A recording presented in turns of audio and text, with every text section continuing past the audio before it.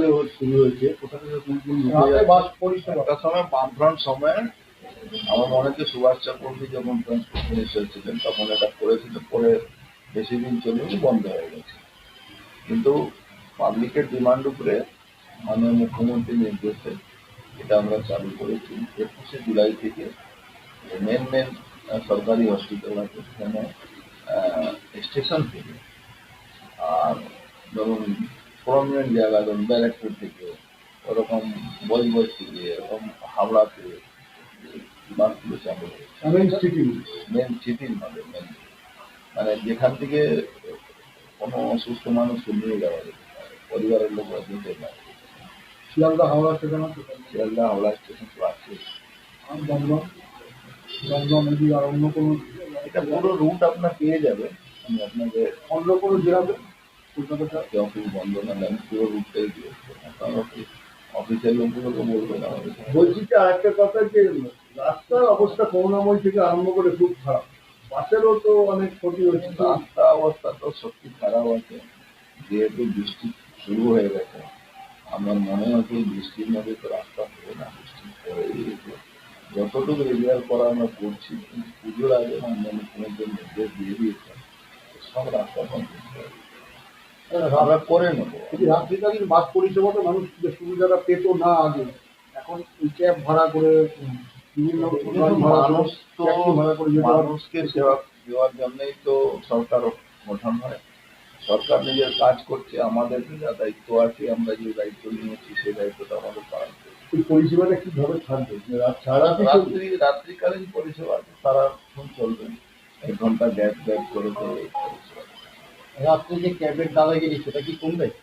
রাত দাদাগিরি ক্যাব এবং OLA Uber যে দাদাগিরিটা, বসার দাদাগিরি, ক্যাব ওলা উবের উপরে একটা আমরা খুব শীঘ্রই বন্ধ নয় কি একটা অ্যাপ আনছি, যে অ্যাপটা সাধারণ মানুষকে যদি জোর করে কোনো এক্সট্রা পয়সা নিতে চায়, তো যদি শুধু ওখানে নিজের নম্বর দিয়ে একটা থাকবে, অপশন থাকবে, ওখানে ক্লিক করলে ফোন নম্বরে আশেপাশে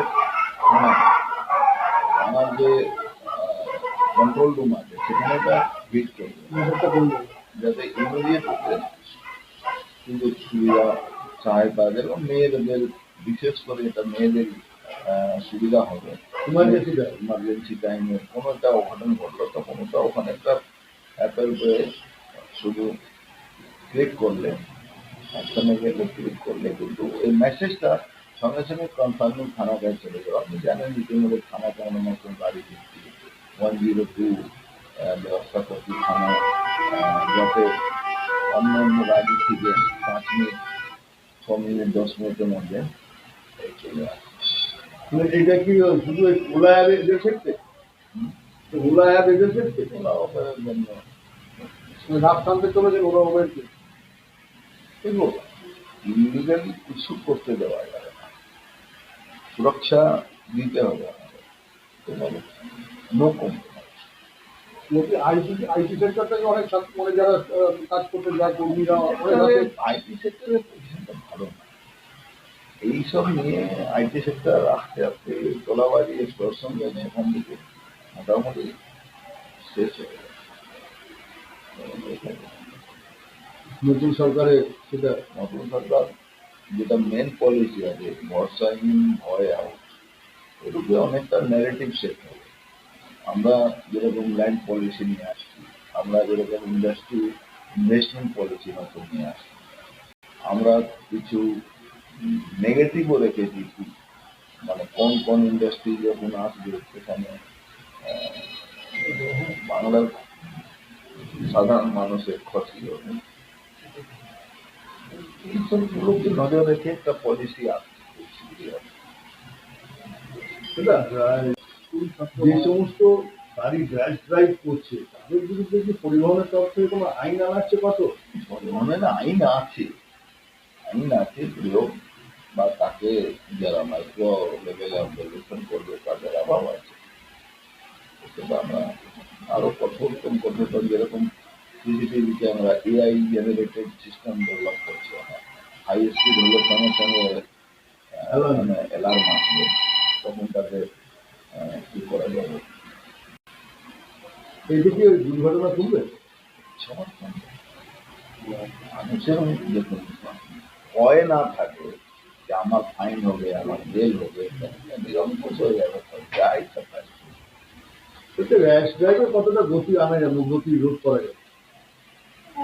এআই প্রযুক্তি চালু হওয়ার পরে, যেটা আমরা খুব শীঘ্রই লঞ্চ করছি, আমার মনে হচ্ছে অনেকটা কন্ট্রোল।